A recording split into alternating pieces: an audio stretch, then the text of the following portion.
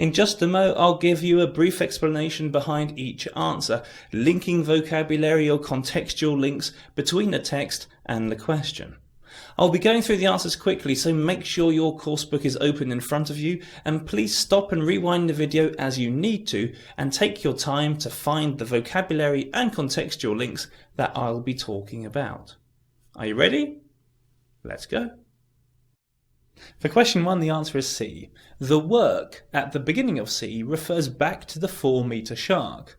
Presumably causing a sensation probably refers to the value of the shark reached when it was sold.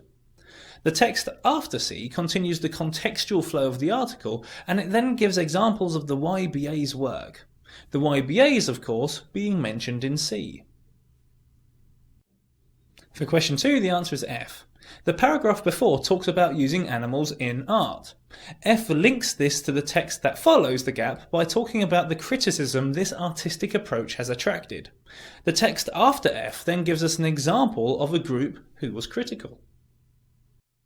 For question 3, the answer is A. The tabloid press in A refers back to the Sun newspaper, which is a real example of the tabloid press in the United Kingdom.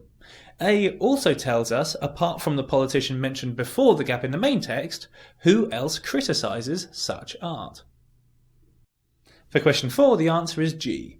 The mention of Hearst in G connects with he just after the gap in the main text.